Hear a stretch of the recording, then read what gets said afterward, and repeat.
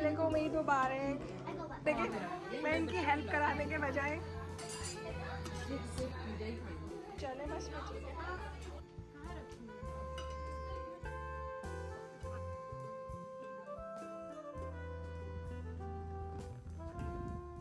बिस्मिल्लाहिर्रहमानिर्रहीम। अस्सलाम वालेकुम। क्या हाल है आप सबके? उम्मीद है सब खैरियत से होंगे, खूब मज़े में होंगे, एंजॉय कर रहे होंगे और डेफ़िनेटली ईद की थकन जो है वो अब आप लोगों की उतर ही गई होगी।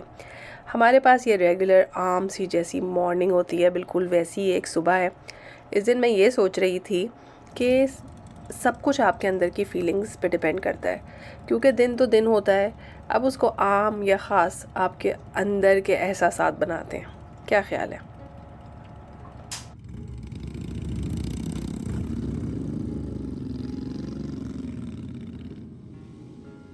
तो जी, कनाडा में भी ईद के दिन बिल्कुल वैसे ही दिन होते हैं जैसे आम दिन होते हैं। लोग अपनी ज़िंदगी में मसरूफ़ होते हैं, इर्द गिर्द कोई ऐसी हलचल कूल कपाड़ा हंगामा होता ही नहीं है। हाँ, लेकिन हम अंदर से खुश होते हैं, ईद मनाने के लिए तैयार होते हैं, ईद के लिए ड्रेसअप होते हैं।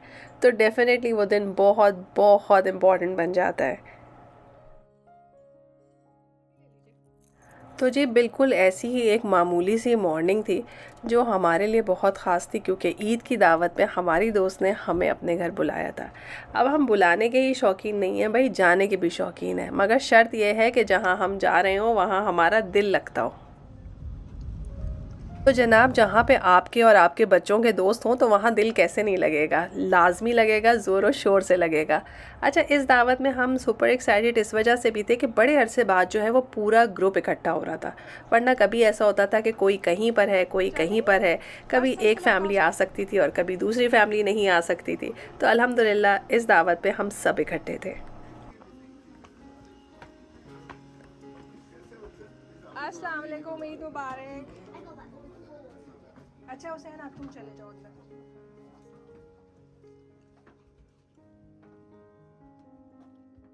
ये प्यारी बच्ची कौन है भाई? वालेकुम अस्सलाम।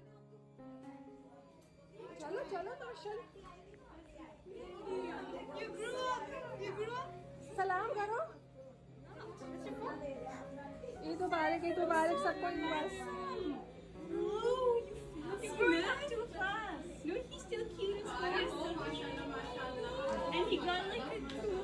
तुम भी सलाम करो जाके सबको।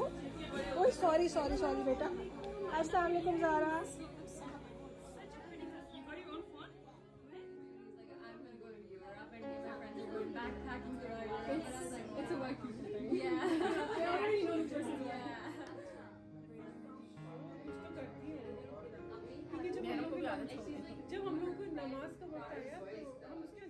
तो देखा आपने कि माशाल्लाह किस जाँ फ़िशानी के साथ हम सब आपस में गुफ्तगू कर रहे हैं। यानी कोई मौका हम जाने नहीं देते, चाहे वो बच्चे हैं चाहे बड़े। जब हम इकट्ठे हो जाते हैं तो हम खूब बातें करते हैं, क्योंकि इस तरह के मौके हमें मिलते ही नहीं हैं। आप यकीन करें, कोई कोई दिन ऐसा गुज़रता है मेरी लाइफ में कि मैंने पूरा दिन कोई बात नहीं की होती किसी से भी। ज़्यादा से ज़्यादा बच्चों से ये बात की, ये खा लो, वो खा लो, ये रख दो, वो रख दो। इसके अलावा कोई दूसरी बात होती ही नहीं। बच्चे बड़े सबको चले बस आपने पिज्ज़ा भी बनाया है?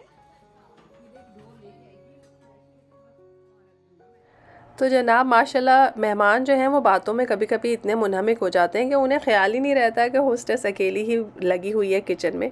और आप देखें कि हम सब होम मेकर्स के साथ इसी तरह साइड होता पे है कर लो, कि जिसके घर में ऊपर दावत रख दो। होती है वो बहुत बहुत मसरूफ़ होता है। ऊपर डालते रहो। चलो अब डालो फोन ऐसे ऊपर कर लो डिश थोड़ी सी, अगर आसानी से कर सकती हो। वैसे तो घर की खातून को ही पता होता है कि उसने क्या पकाया है, किस चीज़ में सर्व होगा, किस वक्त सर्व होगा। अपने घर का ज़ाहिर है उन्हें ही ज़्यादा पता है। लेकिन उसके बावजूद यहाँ पे माशाल्लाह सब लोग एक दूसरे की बहुत हेल्प करने की कोशिश करते हैं। हमारे घर जब ईद पे लोग आए थे तो ये लोग सारी मिल के जो है वो मुझे बर्तन धो धो के दे रही थी, कि ताकि बाद में जो है वो बर्तनों का बहुत लोड ना हो। तो कितनी अच्छी बात है, एक दूसरे का ख्याल करना चाहिए। तो कपड़ा ना खराब कर लेना अपना।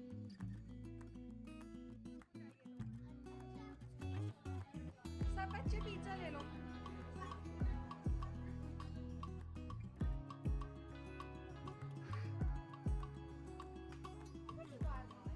तो तो जी माशाल्लाह आप लोगों ने देख लिया क्या ज़बरदस्त किस्म का मेन्यू था अल्हम्दुलिल्लाह। और लंच की दावत ना मुझे वैसे भी अच्छी लगती है। उसका रीज़न ये कि आप ना बड़ी जल्दी से खाना वाना खा के फ़ारिग तो हो जाते हैं, मगर फिर आपके पास बहुत प्लेंटी ऑफ टाइम होता है कि आप बैठ जाएं और बातें करें। यानी इवन खाना खाने के बाद भी आप 1.5-2 घंटे बैठ के बातें कर सकते हैं।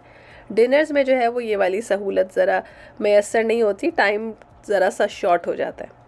तो मीठे में यहाँ पे फ़ालूदा है और गर्मी देख लीजिए कितनी है कि फ़ालूदे में सैलाब आ गया है। और शाही टुकड़े हैं, उसके अलावा केक था, शायद मुझे अब याद नहीं आ रहा है क्योंकि मैंने शाही टुकड़े और फ़ालूदा खाया था। और एंड में आपको पता ही है चाय।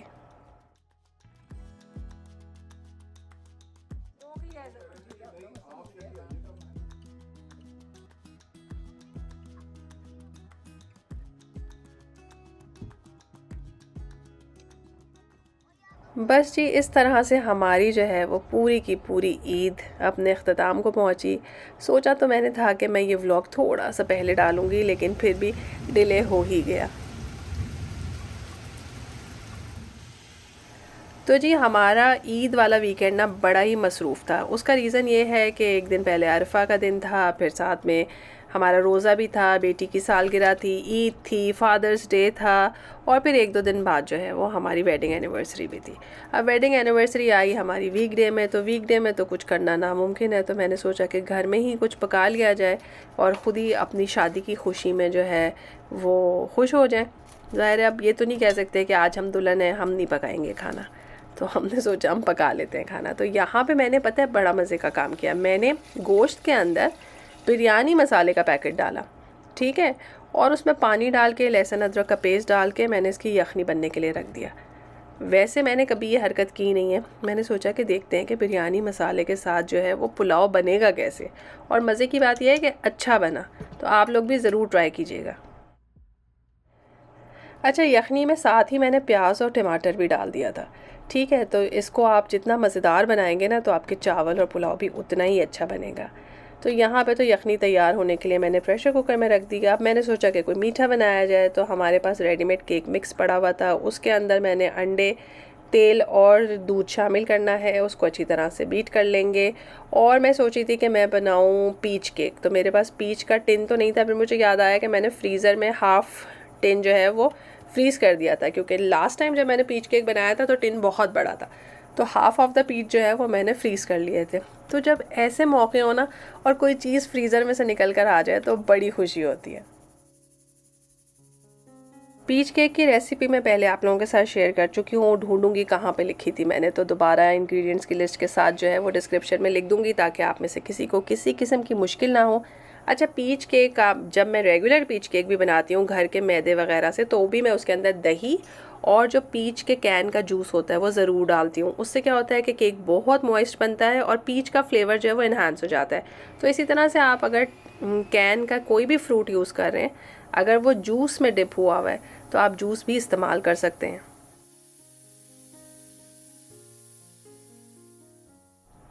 तो जूस डालने से होता ये है कि आपके पास हर फ्लेवर का एसेंस तो होता नहीं, तो जिस फ्रूट का आप जूस डालेंगे उसी फ्रूट का उसमें फ्लेवर आ जाएगा, है ना। तो एसेंस की ज़रूरत नहीं पड़ती। तो अब आप लोग हंसिएगा मत कि मैंने दिल का टिन निकाला है और उसके अंदर केक बेक हो रहा है। एक्चुअली यही मेरे हाथ के सामने था। तो इसमें एनिवर्सरी का जो है ना कोई ताल्लुक़ नहीं है कि आप समझें कि मेरी एनिवर्सरी थी तो मैंने दिल गुर्दे फेफड़े की शक्ल का केक बनाया है। बस मुझे मिला ही यही वाला टिन। अभी मैंने देखा है तो मैंने नोट किया, मैंने कहा अब कोई ना कोई मुझे मैसेज करके कहेगा कि ओहो आपने अपनी एनिवर्सरी पे दिल वाला केक बनाया था। वैसे अच्छा ही हो गया, मौके की मुनासबत से कुछ बन गया, है ना।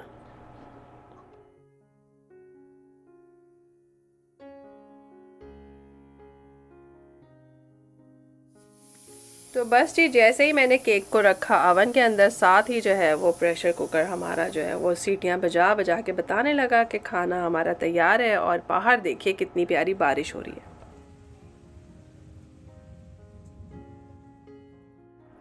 तो जनाब आप देख लें कि कितना अच्छे तरीके से यखनी तैयार हो गई है, खूब गाढ़ी यखनी है। अब इसमें से मैंने गोश्त को हटा लेना है और गोश्त को मैं फ्राई कर लूँगी।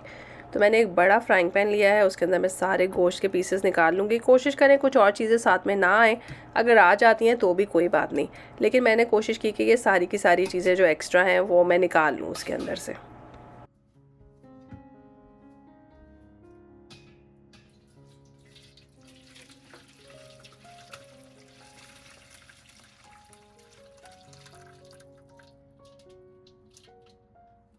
यहाँ पर मैंने यखनी को छान लिया है। इसको मैं अच्छी तरह चम्मच की मदद से दबा दबा के इसके सारे जूसेस जो हैं वो डाल दूँगी अपने पॉट के अंदर, ताकि किसी भी किस्म की जो है वो चीज़ हमारी ज़ाया ना हो और हमारी यखनी टोटल फ्लेवरफुल हो। इस तरह की यखनी आप जब भी बनाएं, लेट सपोज़ अगर थोड़ी ज़्यादा है तो उसको आप लाजमी फ्रीज़र में रख दीजिए। इसको आप दाल में डालेंगे, नॉर्मल मटर पुलाव या किसी भी इवन ताहिरी वगैरह में भी डालेंगे ना, तो इसका बहुत अच्छा फ्लेवर आएगा। और आपको पता ही है गोश्त की ताकत तो होती ही है यखनी में।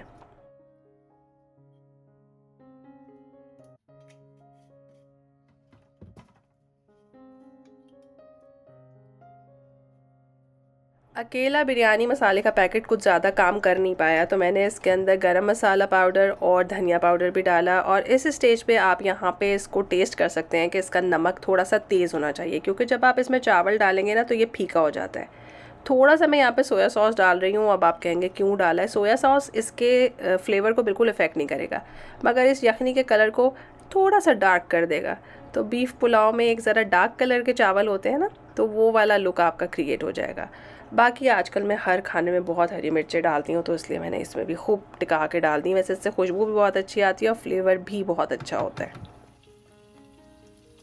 अब मैं आपको ना यहाँ पे एक छोटी सी जुगाड़ बताती हूँ। एक्चुअली ये गोश्त जो है कुर्बानी का गोश्त है, जो किसी ने हमारे घर भेजा था। तो जब मैंने पैकेट डीफ्रॉस्ट किया तो मुझे एहसास हुआ कि ये इतना नहीं है कि हमारे घर में पूरा हो जाए, तो फिर चावल चावल बच जाएंगे और गोश्त ख़त्म हो जाएगा। तो मैंने सोचा कि इसके साथ कोई 2 नंबरी करते हैं। पुलाव तो बनाते हैं लेकिन उसमें कुछ और भी डालते हैं। तो बहरहाल अभी मैंने गोश्त को दही और फ्राइड अनियन के साथ अच्छी तरह से भून लिया है, ताकि इसमें किसी किस्म की स्मेल ना रहे, गोश्त में एक ज़रा फ्राइड वाला लुक आ जाए। ठीक है ना? ये तो आपको पता ही है कि पुलाव में हमें करना ही होता है कि गोश्त को थोड़ा सा आपको फ्राई करना होता है। फ्राइड अनियन नहीं है तो प्याज को आप खुद तल लीजिए पहले से। उसके बाद मैंने इसके अंदर डाले हैं चने, और ये चने भी मेरे पास फ्रीज़र में रखे हुए थे। देखा है फ्रीज़र का कितना मज़ा है। तो फ्रीज़र वाले चने निकाल के मैंने थोड़ी देर इसमें डाल दिए हैं। साथ में हमारा केक भी निकल कर आ गया है। तो साथ साथ अगर आप हाथ चलाएं तो 2-3 काम एक साथ हो जाते हैं और फटाफट आप मिनटों में फारिग होकर किचन से बाहर। तो बस जी, जैसे ही यखनी में उबाल आएगा आपने उसके अंदर ऑलरेडी भीगे हुए चावल डाल देने हैं। आधा घंटा मैंने इनको भिगोया था। बासमती चावल यूज़ करें, सेला चावल यूज़ करें, जो आपका दिल चाहे यूज़ करें। मेरे पास 1.5 गुना का हिसाब होता है। अगर 1 कप चावल हैं तो 1.5 कप यखनी होगी, तो अच्छा रहता है, सही बन जाती है। और उसके ऊपर से मैंने वो चने और गोश्त डाल दिया है। इसको उबलने के लिए रख देंगे। शुरू में थोड़ा तेज़ हाइट पे रखिए, आंच पे रखिए, हाइट पे नहीं तेज़ आंच पे रखिए। तो बस जब ऐसे बड़े बड़े से बबल्स नज़र आने लगे तो बस ये दम पे जाने के लिए बिल्कुल तैयार है। मेरे पास फॉइल ख़त्म हो गया था तो मैंने इसके ऊपर लगाया पार्चमेंट पेपर, और आप यकीन करें उसने बड़ा अच्छा काम किया। हमारी अम्मियाँ भी तो रोटियों के रुमाल लगाती थी। बल्कि मुझे याद है कि कभी कभी हमारे घर बाहर से खाना पक के आता था तो देग के ऊपर दम जो लगता था उसमें अखबार लगी होती थी। लेकिन अखबार बहरहाल मैं समझूंगी कि ना इस्तेमाल की जाए, क्योंकि उसका कलर निकलता है। तो बस हम काम करने पे आते हैं तो फिर करते ही जाते हैं, चाहे हमारे पास पूरी चीज़ें हो ही नहीं। अब मैंने सोचा कि भाई हलीम भी पका लिया जाए। हलीम के लिए खैर से गोश्त ही पूरा नहीं था। मैंने उसके अंदर हड्डी वाले चिकन के भी 3 पीसेस डाल दिए कि किसी तरह से जो है वो गोश्त की क्वांटिटी पूरी हो जाए। तो तेल में गोश्त को अच्छी तरह से भून के उसमें हलीम का मसाला डाला है, अदरक लहसुन का पेस्ट और दही डाला है। खूब अच्छे से भून के दालें डाल के और इंस्टेंट पॉट में 55 मिनट का प्रेशर कुकर का हम प्रेशर लगा देंगे, तो हमारा हलीम भी डन डना डन हो जाएगा।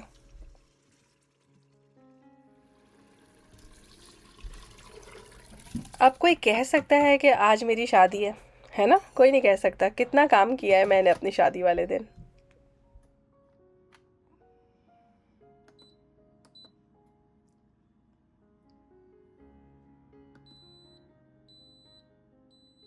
अच्छा, ये सारा काम ना मैंने शौक शौक में किया है। बल्कि पीछे से ना मेरी एक और भी इंटेंशन थी, जो मैं अभी आपको आगे दिखाती हूँ। आप ये देखिए कि चावल पहले देख लें कि कितने ज़बरदस्त किस्म के खिले खिले चावल बने हैं। अगर कहीं पे गोश्त नहीं है तो वहाँ पे चने हैं, और यकीन करें बहुत मज़ेदार किस्म का जो है ये पका था। और ऊपर से हमारा देगचा फिसल के नीचे आ गया। शुक्र है कॉर्नर वाले चूल्हे पे नहीं था, वरना तो ज़मीन बोस हो जाता। सारा का सारा पुलाव जो है वो फर्श नशीन होता। लेकिन अल्हम्दुलिल्लाह बचत हो गई। केक या कुकीज़ कुछ भी बनाए उसे वायर रैक पे रख के थोड़ी देर खुला छोड़ दिया करें ताकि स्टीम निकल जाए, उसके बाद उसे कवर कर दें। अब पुलाव बना है तो उसके साथ ज़ाहिर है कि हमने रायता तो बनाना है, और इतनी गर्मी हो रही थी तो मैंने सोचा कि वो जो कचूमर वाला रायता है ना वो ही परफेक्ट रहेगा। हाँ, लेकिन नॉर्मली मैं इसके साथ वो लहसुन और लाल मिर्चों वाला रायता बनाती हूँ जो मैंने आपको सिखाया हुआ है। तो मैंने नमक, काली मिर्च और थोड़ा सा कुटा हुआ ज़ीरा हाथ की मदद से अच्छी तरह से उसको क्रश कर लें। बड़ी अच्छी खुशबू आती है, बल्कि आपके हाथ में भी आती रहती है। और साथ में चाट मसाला डालें और फिर सारे जो आपके वेजिटेबल्स होते हैं उनको बारीक बारीक कुतर के, हाँ मगर जो मिर्चें हैं ना उनमें से बीज निकाल लीजिएगा, वरना जो खाएगा ना हला लला करेगा कि हाय बड़ी मिर्चें लग रही हैं।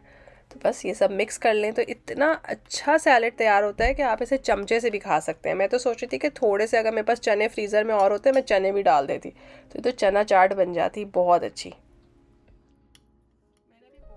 अब असूली तौर पे मेरा काम ख़त्म हो जाना चाहिए, लेकिन नहीं भाई, हम नहीं ख़त्म होने देंगे। हमने कहा भाई फ्रिज में गाजरें पड़ी हैं तो गाजरों को काटा, उसके अंदर 1 टेबलस्पून भर के ब्राउन शुगर डाला, इसको फ्राई किया तो ज़रा गाजरें अच्छी मीठी मीठी सी हो जाती हैं ना, मज़ेदार किस्म की। थोड़ी सी किशमिश ऊपर से डाली तो बस अब हमारा जो चना बीफ पुलाव है उसको हम काबुली पुलाव बना देंगे, ईरानी अफ़गानी पुलाव वाला टच दे देंगे। पुलाव के ऊपर से इसको डालेंगे, ऐसा लगेगा कि कोई दावत का खाना तैयार हुआ है। तो कैसी लगी आपको आज की रेसिपी? देखें भाई, गोश्त कम था कोई बात नहीं, हमने उसके बावजूद जो है वो खाना फ़र्स्ट क्लास पका लिया। इसी तरह से यहाँ पे भी हमारे पास हड्डी वाला चिकन था, हमने उसकी हड्डी अलग कर ली और अपना हलीम जो है वो हमने फ़र्स्ट क्लास ही पकाया। तो अल्हम्दुलिल्लाह जी, दावत के लिए बहुत अच्छी चीज़ें हमने पकाई। और जब दावत का खाना आप तैयार करते हैं तो उसमें दूसरों को शरीक करना बहुत ज़रूरी है। तो कुछ चीज़ें हमने भेजी अपने नेबर्स में, और ज़ाहिर है वर्किंग डे था तो सारे बच्चे, कोई कंबाइंड स्टडी कर रहा था, कोई अपने एग्ज़ाम्स के लिए पढ़ रहा था, कोई ऑफिस से लेट आया, तो हमने जो खाना 3-4 बजे पका के तैयार कर दिया था उसे खाते खाते बज गए रात के 10। तो वैसे तो हम एनिवर्सरीज़ पे कोशिश करते हैं कि डाइन आउट करें, पर इस दफ़ा हमने डाइन आउट के पैसे बचा लिए। उन पैसों से मैं और आप मिल के चलेंगे और करेंगे बड़ी अच्छी ज़बरदस्त किस्म की शॉपिंग। और आपने ईद व्लॉग पे जो कुछ क्वेश्चन पूछे हैं उनके जवाब भी ज़रूर दूँगी। तो अल्लाह ताला ऐसे खुशी के मौके हमेशा हमारी ज़िंदगी में लाता रहे, अपनी हिफ्ज़ व अमान में रखे और आफ़ियत के मामले करे। फिर मिलेंगे एक नए मज़ेदार से व्लॉग में, तब तक के लिए अल्लाह हाफ़िज़।